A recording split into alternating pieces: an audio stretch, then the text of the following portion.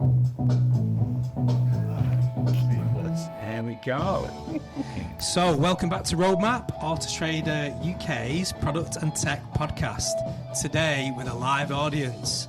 Hello, live audience. Woo! This is like a really bad BBC Radio Lancashire presentation. More Channel 5, mate. More Channel 5. Is Channel 5 even still going? Who knows? Anyway, so we are in the lovely city of Manchester, and today's chat is all about the tech scene. The progression of the city into the thriving, can't read my own writing, and vibrant tech community is today. So we've got our very own Manchester royalty, both recognised for services to the digital and technology industry. We've got Alison Ross MBE, Chair of Manchester Digital and Auto Traders Chief People and Operations Officer. Hey, Ali. Hi. And Katie Gallagher OBE, Managing Director of Manchester Digital and Chair of the UK Tech Cluster Group. Hello, Katie. Hi. So, right, that's the formal intro done. So, I'm ashamed to say, even though I am pretty local, up in the hills, until I started researching for today, I really didn't appreciate the scale of where Manchester today is as a tech scene, and probably the progression of when we moved in here, whatever it was, 8-9 years ago. 2013.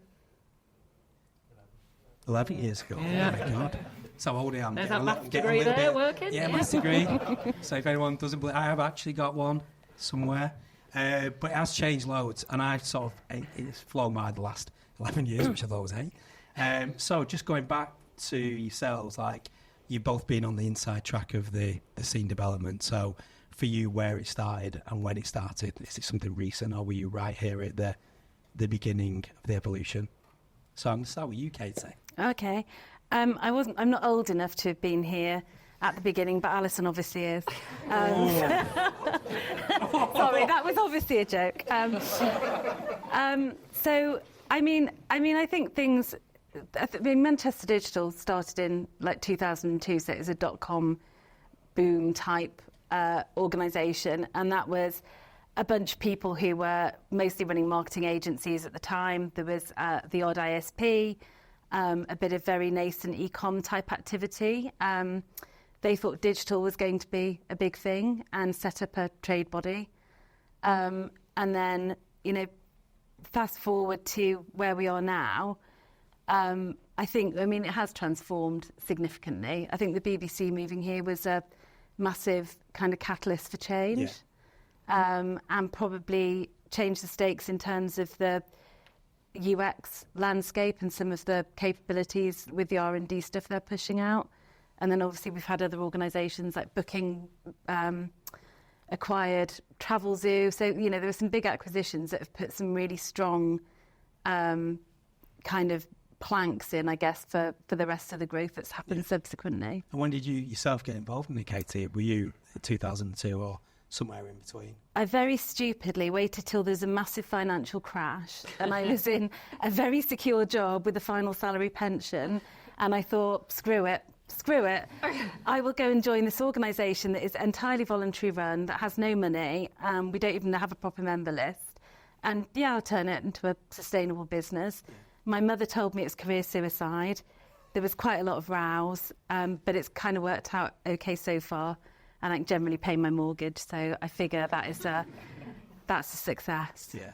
And so when did you start to get involved with it, Ali? So when Auto Trader has very much mirrored the growth of Manchester, I would say. So our technology bit was previously based in Newton Willows for no good reason other than I think the guy who ran it lived there. The classic case of where things get located to where they do.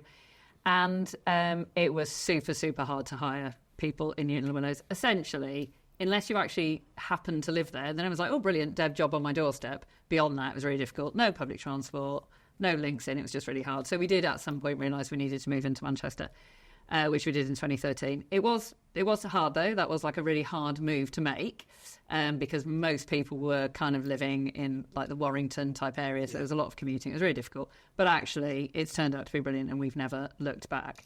So I think Auto Trader specifically has both benefited from the big boom there's been in the tech cluster, in that it's a lot easier to hire, but we've also very much been part of it. one of the hiring problems we used to have was people would say, oh, well, fine, I'll relocate to join Autotrader, but if I leave Autotrader, there's no one else for me to go and work for. Whereas that is clearly no longer the case. You can go and work for Money Supermarket, you can go and work for the BBC, you can go and work for Booking. So, it's been a journey. I've been involved in Manchester Digital since we moved into, I remember the first meeting with Katie, a lot of white wine has gone down our faces since then in the last decade. I got involved with Manchester Digital about 10 years ago. I've been chair for maybe 6-7 years, something like that. And during that time, as the cluster has developed, Manchester Digital has very much become a very professional organisation with a permanent staff numbering what now? Sort of 14. And a lot of work around talent and skills specifically. So it's been a great decade. So why, and don't get into like rivalry cities, but why did we go Manchester rather than we could have gone to Liverpool? That's where I had my first tech job. It's a great question because Manchester was already winning. Even by 2013, that was already clear. So we did say to people, because we were equidistant from Liverpool and Manchester, we did say, look, we're going to look in both places. And we did, but probably very much more seriously in Manchester because it was already clear that the city got it. Actually, we met Manchester Digital during that time. That was part of it, that there was already a community, small, but it did exist. And we felt that we would be able to join something. Whereas Liverpool, just not there, actually, which is a bit sad, I think, but it isn't. I think Leeds, again, it's just not managed to maybe collaborate in the way that Manchester has. It's got some really good creative industries, particularly, Channel 4's gone there. But Manchester, for lots of different reasons, has just really shot through and is, king of the north. That's us. Yeah. And do you imagine, the question for both of you, like when it was 10, 11 years ago, could you imagine it would be like it is today? Is this always like the vision, this is how it would feel? Or is it like surpass your expectations, or is there still like uphill battles we're having where it isn't quite where you'd like it to be? Good question. Okay. So, I mean, it does, the last kind of 5 years particularly have felt phenomenal. Even during COVID, I was getting contact from companies wanting to open offices here because that was the confidence they had in the region. But then when you do go down to London and you actually still see how the difference in scale, the difference in kind of the companies and some of the stuff that happens, we've still got a long way to go in terms of that. We're not going to be a London, it's a global city. We've benefited from it being on our doorstep. But I don't know if I would say I always knew it was going to be like this. I think the things that haven't surprised me, we were always going to lead the way in e-commerce and those kind of technologies, because you look at the textile heritage, you look at some of the places we've come from. We've always had very strong content and comms capability in the region. The cyber stuff that's happening here. So, GCHQ moved like 1,000 people here. They're growing a massive cluster here, and all of their supply chain followed. So that was almost an artificially created strength, and I very much didn't see that coming. So that's been quite an interesting whole load of companies that we never expected to be here, like BAE, Raytheon, all those people. So there's been this huge explosion that I definitely didn't see coming. Yeah, I mean, the one that surprised me when I did the research was the BAE. So I worked there on their cybersecurity stuff, but that was down in Farnborough. He just seen that their name was in the Manchester Digital forum and on some of the Northwest stuff. So are we finding that, yes, it's Manchester Digital, but it is growing beyond the boundaries of Greater Manchester into Lancashire and other things, and people are coming in from maybe a slightly further out of the city, or is it very central in Oxford Road and around here where we're seeing the bases? I think the reality is it's still very concentrated in the city centre, really, and I think some of that is kind of lifestyle and, God help me for using this word, vibe. It is difficult. It is difficult to feel like a really cutting edge company in Oldham. I think it is. But I think that's fine, right? As long as we continue to invest in boring things like transport and infrastructure, and people can commute in from those places really easily. And actually, Greater Manchester is on a good path with that. The trams are really good.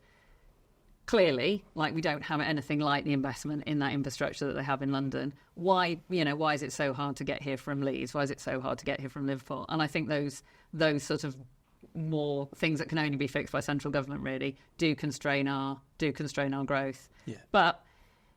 And I think it is something to worry about. You don't want the city of Manchester, the city centre, to end up as some sort of weird San Francisco situation where you've got, clusters of lots of wealth that actually just sits in regions that are not benefiting from it.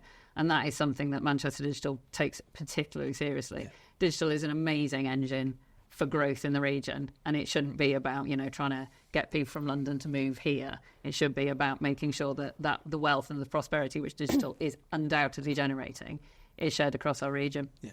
And we do have the Silicon Valley issue. I weirdly met an anthropologist who was comparing Silicon Valley with Manchester a few years ago, and actually when you map the deprivation and the wealth, they're very, very similar. And actually, so that is a huge piece of work that we keep trying to crack, going to Oldham and Rochdale and trying to, put the good word out about companies like Auto Trader who've got brilliant digital careers. And it's there's still a huge amount of work to do there. So is the block of it? I mean, because I live up in the hills, and we don't have a tram. We have a £2 bus because it is just on the edge of Greater Manchester. Gets us all the way here, which is brilliant. But is it the infrastructure that's holding back, or is it the social mobility, social economic situations of the it's aspiration. Yeah. I mean, my team go and do our digital hair roadshows and digital futures roadshows, going to schools and various things.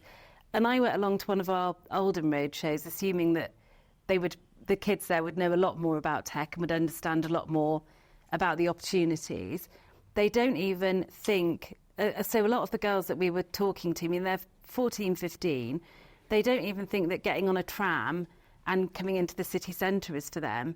And so when you're looking at the skyline and, that skyscraper's got such and such company in it and blah, blah, blah, they just assume that their life, their work and everything else will be in Oldham because that's what their families have done.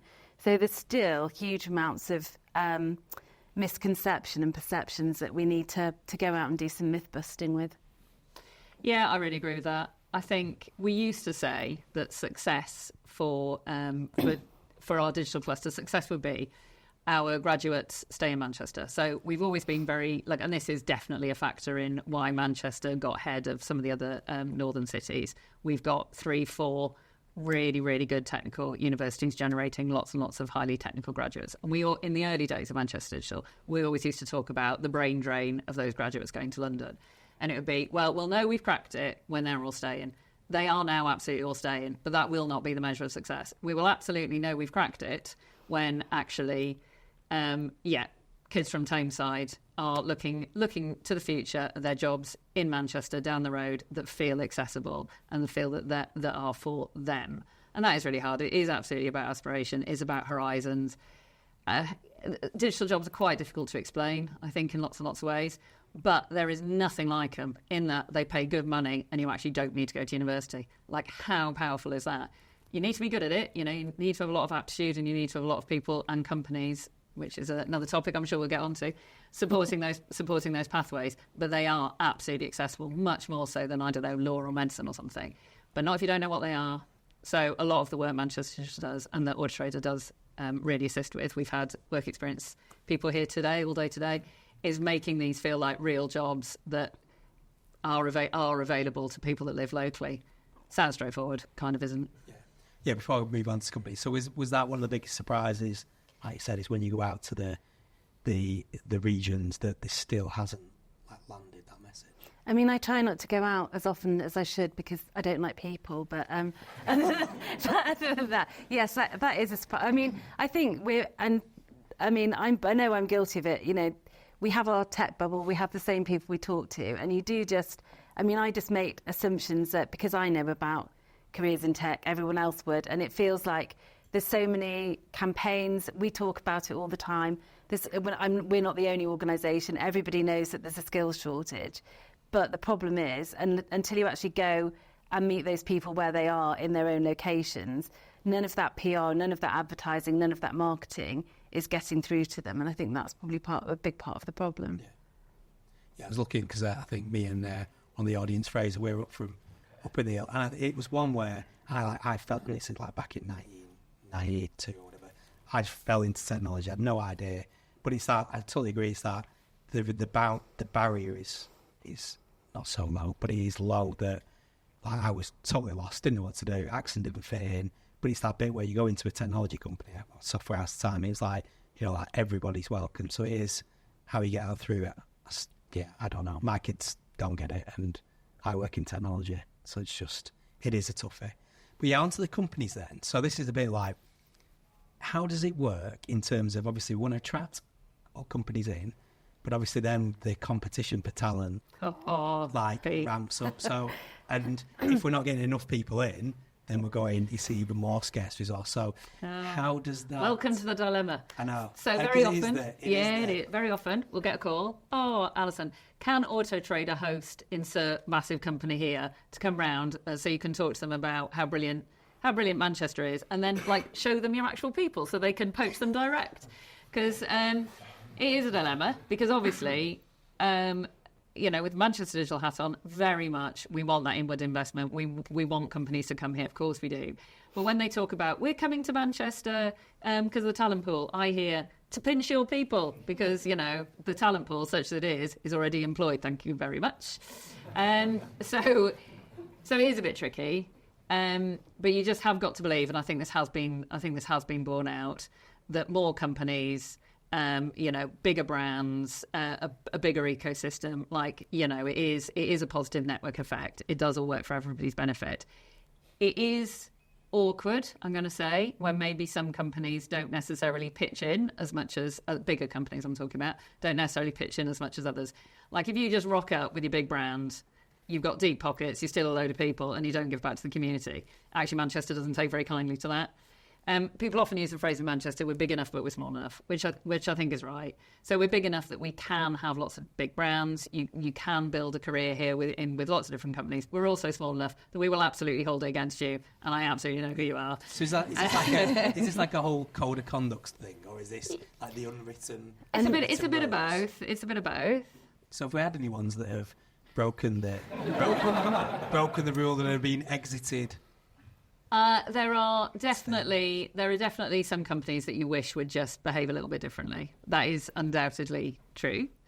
And there is a code of conduct that we ask people to sign up to for Manchester Digital. But really, I think what companies in the main find that the people talk a lot about, you know, how Manchester's super collaborative, and it actually is. And the events that Manchester Digital hosts, people do get on, and people do have shared problems, and actually it is much better if you put into the community. Yeah. And then I think it's perfectly natural that people go to Auto Trader and then they go to Booking, and then sometimes they come back to Auto Trader because obviously we are better. You know, like that is the... Is this one of his edit moments? That is the... No, I'd say that to their faces. Okay, and you probably have. And I have done, yeah, for sure. Like that's the natural circle of life. It is difficult. Well, I do find it difficult when you see the press release, which is... Yeah, we're coming to Manchester, we're creating 300 jobs. No, my friend, you're creating 300 vacancies. So they're not, you know, there are not 300 people ready to take those jobs. So what are you going to do to get out to Rochdale, to get out to Oldham? Yeah. You know, because that's where that contribution rate matters. Yeah. And then we see, what is the rate of, I mean, again, no one hear this, but is it like we're getting one big company coming a year? Like, is it lots of small companies and one big? Is there like a typical rate of growth a year of the community or the companies? I mean, there's supposed to be something like an additional 100,000 tech jobs by 2050. I think that's I'm going to say that because none of you know to argue with me on that stack. Because hopefully none of you are sad enough to read the things that I have to read. But it isn't just that, because you're dealing with companies moving in, organic growth of the tech companies that are here, and then you've obviously got the whole layer of companies that are now becoming tech companies and taking on tech teams. So like one of the biggest kind of companies growing their tech team at the moment that I'm aware of is Bank of New York. So, you know, they have huge amounts of data people and exactly the same roles that you have in Auto Trader, but Auto Trader are obviously better to work for. They make their people walk to work in the snow. That's like my fact about Bank of New York. So if it's a snow day, they still expect you to go in. So it's that kind of push and pull of digital transformation, driving up demand, companies moving in, and then organic growth. The people that are suffering the most are probably the smaller companies because they can't afford to compete in the same way. And is that just because of the people are paying over over the odds? Or why are smaller companies, are they just not attracted to work for the infrastructure, or is it down to salary because people will pay There's a lot of there's salary, there's profile, but then, you know, some people want to go and work for startups, they want to go and work for the smaller companies. But it is, I mean, if you've got, you know, a bank who've recently moved in, who've spent an enormous amount of money on a marketing campaign, a small company aren't going to be able to compete with that. So it's kind of trying to compete on wages and profile and also have really interesting work. Yeah. And before I start like throwing things out to the audience, so through your other role in the UK tech cluster, I mean, how is that where it's helping the Leeds or Liverpools or Birmingham's, like sharing ideas around how it's been so successful in Manchester? What's that about? Is that more just UK wide around getting to that skill? So it's everywhere except London, because when we started the UK Tech Cluster Group, government were only really interested in London, and they used to invite the regions to London to talk about the regions. And so we were like, screw this, they can come to the regions and have conversations and start understanding the different challenges that regions have. We are, I mean, in terms of the size and scale of Manchester, outstrips. I mean, Birmingham is, I think, there's a stat that it's the fastest growing. Every single region has a stat that makes them the best. But we have the most stats about being the best. So literally are the best. I think it kind of works out. But that is very much about sharing best practice. And actually, I learn loads. So, you know, Bristol has, I always think of Manchester, we're quite a kind of workhorse in terms of tech and digital. We have lots of everything. And when I go and talk to my friends in Bristol, there's lots of deep tech there. There's lots of like haptics and really interesting R&D. So understanding what's happening in other regions and being able to share best practice and even connect companies that, you know, without necessarily London being the be-all and end-all of everything is actually quite a useful and rewarding thing to do. Yeah. And if you could, like you said, you didn't think we'd be at this point 10 years ago. If you could, like, do your future in the 5 years, this is what it'd be like, Manchester. Have you got a vision for that, or a thought of where we'll be, whether it be like more senior leaders in technology, or, you know, people from Rochdale and Tameside, Rosendale, Oldham, all coming into the city? Is there a thing you could like paraphrase what it would be like in 5 years? Robots. I think we've got a few in the room. Yeah, I mean, not a surprise given what we said already, but what success would look like, I think, for us is that we've got a really, really, I mean, this is probably not possible, but really solid integrated pipeline of people coming through school, getting good education in school, good pathways, good career advice that goes into apprenticeships, degree apprenticeships, graduates, they're still okay, I reckon. And that then a good selection of companies, not just big companies, across all the ecosystem, able to take those people and give them good bridging jobs. I think there's a bit of an issue where people are looking for people who are, you know, work ready to, you know, well, not just work ready, but sort of standalone, self-sufficient developers. Yeah. Well, no, that is a bit of a path, and companies really do have to lean into that, to those bridging years between coming out of education and really thriving in a role. But that those pipelines are there, they're solid, and they're understood by the kind of people that can fill them. I mean, there is no digital tech type event that you'll ever go to where, you know, get 3 CTOs together or whatever, and you will be talking about talent and skills and the fact that we don't have enough people. We absolutely do have enough people. Of course we have enough people. It's about getting the people into the jobs, and everyone's got a part to play in that. Cool. Right, I'm going to open up to the audience. Ian is going to be the roving mic, so we can catch a question. So if anyone's got a question, just put your hand up, and then our lovely Ian will come out to speak to you. Oh, silence. Oh, sorry, there's one.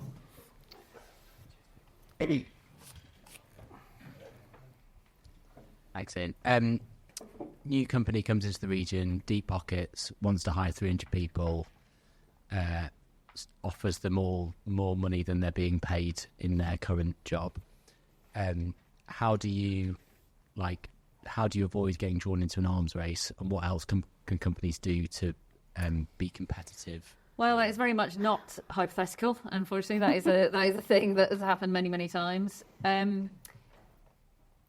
So the only thing, so we at Autotrader generally tried not to get excessive on salaries. Sorry, people that work for us that are in the room, but you've got to build a good culture. Like it's a very boring thing to say, but it is absolutely right.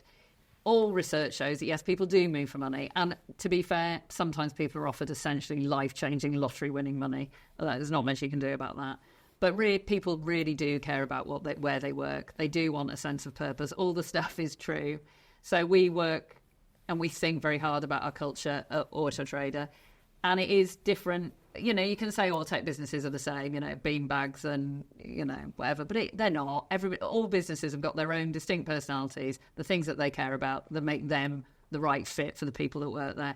And Autotrader is very distinctive, I think, probably. It's very diverse. It is, you know, it's cars. That's not for everyone, probably, but it does make a difference. It does make a difference to people, and we've never, like, every time that we thought about, every minute that we've ever spent thinking about culture has stood us in good stead, I think.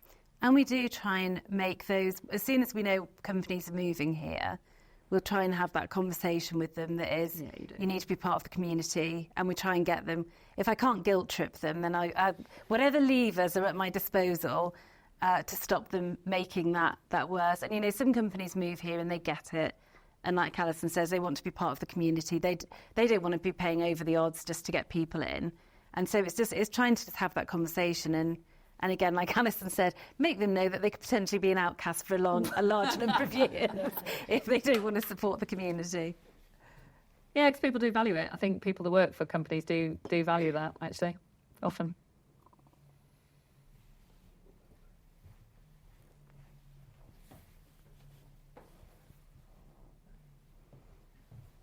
Any more before I come back to Pete? Yeah. Hello, it's been a really good talk so far. One question I have is what advice and tips would you give for young people who don't come from a tech background, maybe first generation, into like kind of getting into tech? If they've like completed tech degrees and stuff. If they have completed them. I mean, in terms of upskilling further, then I think there's never been a better time because there are so many programs and things you can join, and there's so much information online. I think if you don't know people from a tech background and you're trying to get on the careers ladder, which is that kind of what you're asking, then I do think that's hard. I mean, one thing I'd very much recommend is coming to the Manchester Digital Skills Festival Talent Day, where such things happen. But I think also it's like generally people want to help, and I think if you know, there's organisations like ours, we will always help people get on the right path. There's always lots of events and things that you can go to. I guess it's just finding someone and asking for help and trying to find mentors and things. I think that's kind of it's finding those networks. And that is one thing that we do that we will help with. And we have kind of, especially for women, by the way, if there are women who are looking for jobs in tech, we have mentoring. We take them from school through to their first kind of couple of jobs. And so it's just kind of, I guess, finding those networks. Thank you. Yeah, I would agree with that. There never has been a better time, but it doesn't mean that it's not difficult to break in because it still is. So it is about being brave and trying to access the things that absolutely are in place. But it's still not easy. Well, Hi, this has been a great talk so far. I have quite a similar question. I know she mentioned if someone with a degree, like a technical degree background, but what advice would you give someone who doesn't come from a technical background, that hasn't done like a computer science degree, a career switcher? What advice would you give? Would it be the similar advice that you've just given or something? Yeah, I mean, so... We're interested to hear what Katie has to say. So apprenticeships are a really, really good route that Manchester Digital does run its own, but it is a very good route in that. And boot camps also are, but apprenticeships are backed by employers often, so there is a job at the end of it. It's a little bit of a longer process, and it's still, again, it's not easy. Like the pay often isn't great, so you are you're making a bet on your own future. But the support given during apprenticeships is often really, really, really solid. But there's not as many of them about as we would wish there to be. Yeah, I think there's boot camps, apprenticeships, all really good ways of retraining. I think though you just need to go armed with kind of knowing, you need to ask questions in terms of all of those retraining schemes because they're all good and bad. And the things you need to ask are examples of where people have got jobs that have been through them. Can you talk to those people? And you know, what kind of are their results? I would push for understanding what you get out of the quality because you will get sold all sorts of things. And I think you just need to go in with kind of open eyes and a bit of education. Yeah, I would say there is a bit of sort of self-expectation management that is required. I think this is a conversation that's sometimes very difficult to have. There is no doubt that the industry is absolutely desperate for more women, more people from ethnic minority backgrounds, people from social mobility. We say these things, but everybody says these things. They want these people, right? They absolutely do. But it is a hard route. Like jobs in tech are quite difficult. So I think sometimes you have, it's not being cynical, but you have got to be understanding that it is going to take years. It is going to be a lot of work. And some employers particularly won't give all the support required to make that journey. There's still a lot in early careers, there's still a lot on you as an individual. So really wanting to do it really is really important, I think. People do fall into tech. I fell into tech, and that's absolutely fine. But like really knowing that you love it and that you get something from it. I interview lots and lots of people. I always ask, why did you get to tech? And it's often like really loving problem solving or like maybe creating worlds or something, like really understanding your sense of purpose with it really, really helps because it is actually quite a hard journey. But there are absolutely opportunities. But you've got to be very driven. You mentioned the potential Silicon Valley problem in Manchester. And what would you say are the initiatives that need to be in place to stimulate interest in digital careers in places like Rochdale and Oldham? Are there initiatives in place, or is there more that could be done in that space? A new government, closely followed by complete roots and branch overhaul of the education system. I mean, in all seriousness, education policy massively needs to change. It's woeful and it's letting down people, employees, everything. We also need, careers advice. So your systems architect is someone else's, something completely different. So we have nonsense job titles that change from company to company. So trying to give careers advice to young people coming through the system and adults who are retraining is really, really difficult. So we need that all needs kind of rethinking. But I think more than anything, careers advice needs to be given in real time. So for me, if I was going to reinvent it, I would be understanding from a Manchester digital point of view exactly where our strengths are, the most demand is for careers, and feeding all of that information into, like, creating that mechanism where you're feeding that into local schools and colleges so those kids know exactly where the jobs are, exactly how to get them, and the various pathways that are in. It's very complicated, given that there are bits that are easy to solve, and then the bits that are very, very difficult to solve. And I think, if we could tackle one bit in the next 5 years, it would be the careers advice and pathways bit. And I think that makes a difference out in those sub-regions. Yeah, thank you.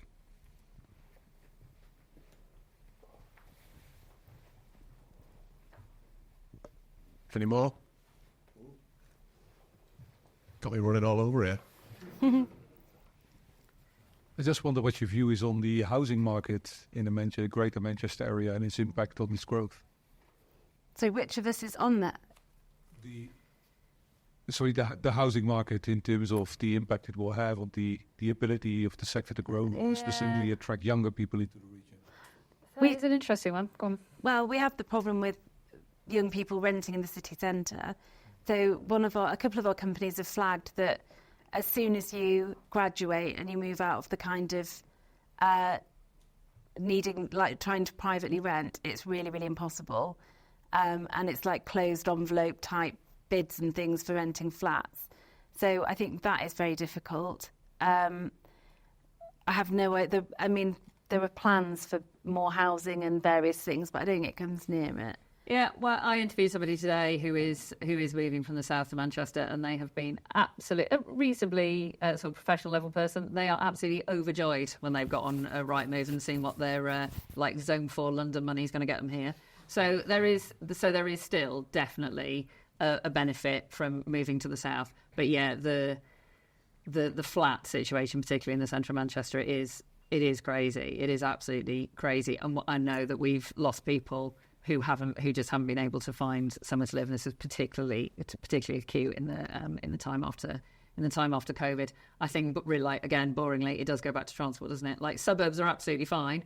There's where you live is absolutely amazing, you know, if you like hills and stuff. But you've got to be within a good commute of Manchester, and that is not something the private sector is going to be solving. That is where we need to work with local and national government.